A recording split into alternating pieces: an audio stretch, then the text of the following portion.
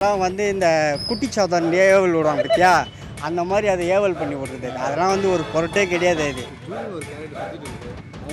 அது கிடக்குது. நான் சொறி நாய் அது அப்படிதான் அப்படிதான் எப்படி தெரு நாயில் எப்படி அந்த வெறி நாய்ங்களாம் கத்துது அந்த மாரி அது நாய் கழிச்சுன்னு தான் இருக்கும். எங்கள் தளபதி என்னதான் சொன்னாலும் நாங்கள் எங்கள் தளபதியை கைவிட்ட மாட்டோம். வந்து பேசுறது அவர் என்னதான் ட்ரோல் பண்ணாலும் மேலே தான் போவார். அவருக்கு அந்த அளவுக்கு வந்து சப்போர்ட் இருக்குது. நாங்கள் இருக்கிறோம் சுற்றி. பர்மிஷன் தரமாட்டேன்றாங்கல்ல.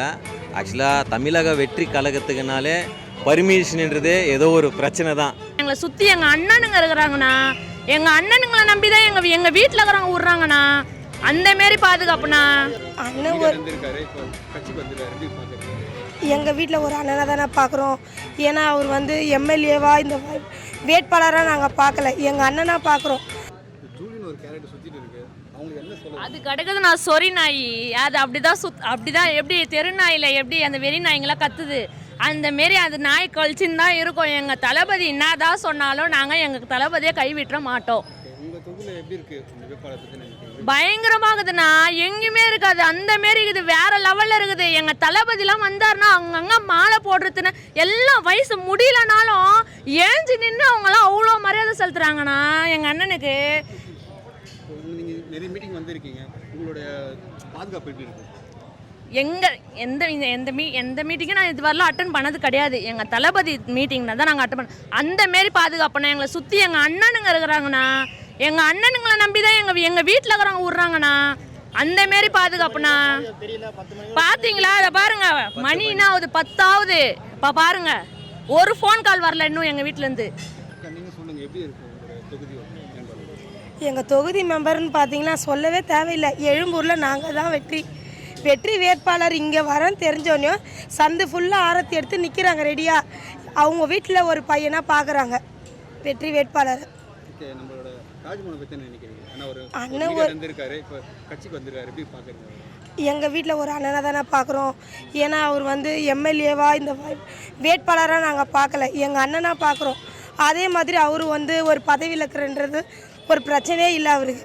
நம்ம கூட சகஜமாக பேசுகிறாரு, சகஜமாக பழகுற, நம்ம வீட்டில் வராரு, உட்கார்றாரு. அந்த அளவுக்கு ஒரு எளிமையான மனுஷனை நம்ம பார்த்துருக்கவே முடியாது.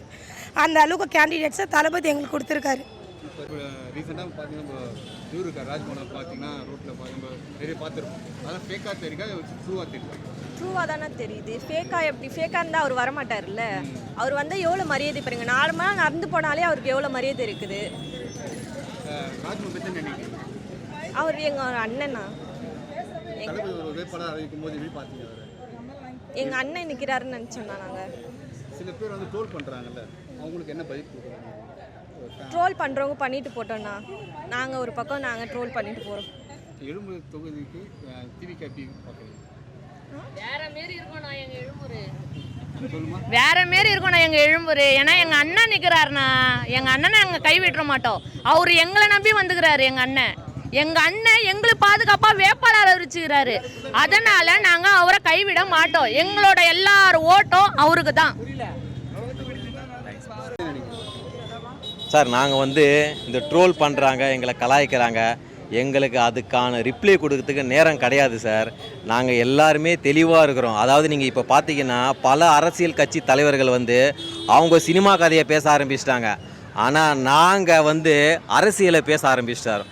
ஏன்னா எங்கள் அண்ணன் வழியில் வந்து நாங்கள் ரசிகர்களாக இருந்து இப்போ தொண்டர்களாக மாறி இன்னும் ஒவ்வொரு ரசிகர்களும் தொண்டர்களாக இருக்கிறவங்க ஒவ்வொருத்தவங்களும் சட்டமன்றத்துக்குள்ளே போகிறாங்க. எலெக்ஷன் வரப்போகுது.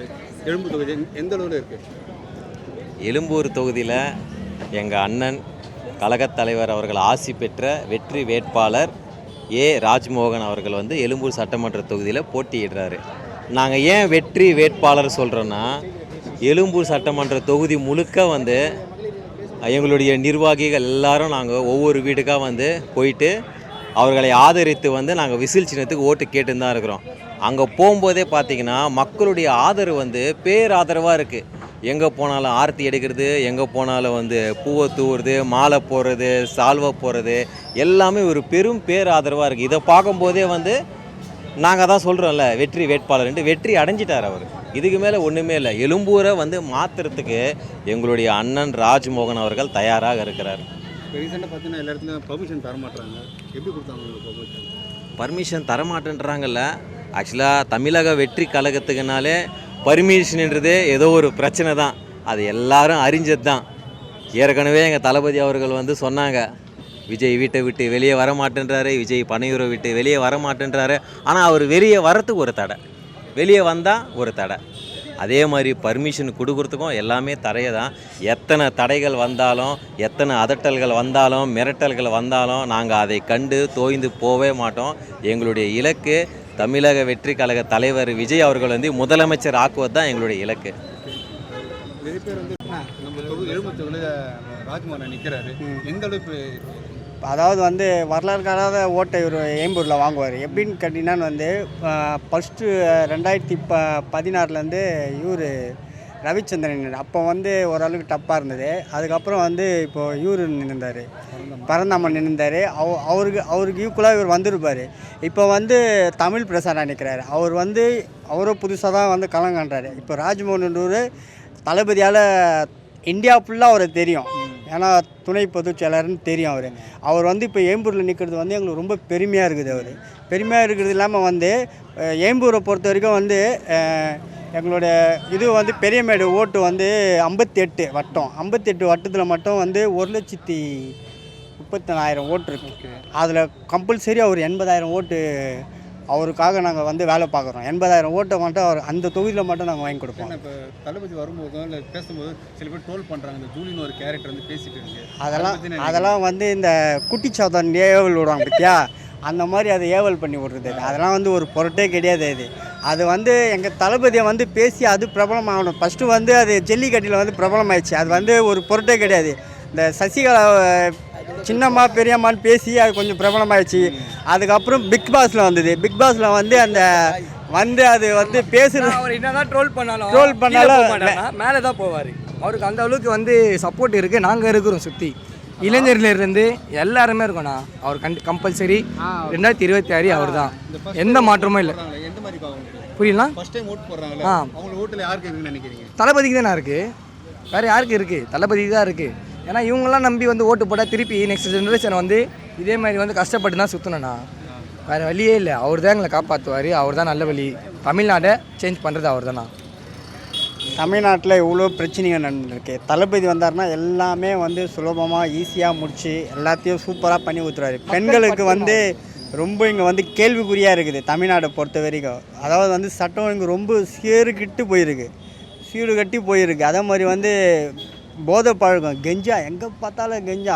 10 வயசு 15 வயசு அந்த 20 வயசுக்குள்ளே ஃபுல்லாக புள்ளிங்க ரொம்ப கெட்டு போயிருக்காங்க. இதனால் வந்து பெற்றவங்களாலேயே கண்ட்ரோல் பண்ண முடியல, மற்றவங்களாலே ரொம்ப பாதிப்பாக இருக்குது இந்த கெஞ்சா பழக்கத்தினால.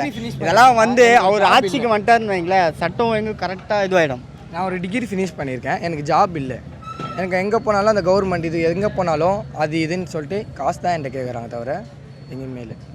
தளபதி வந்துட்டாருன்னா எல்லாமே மாறிடும். நன்றி, தேங்க்யூ.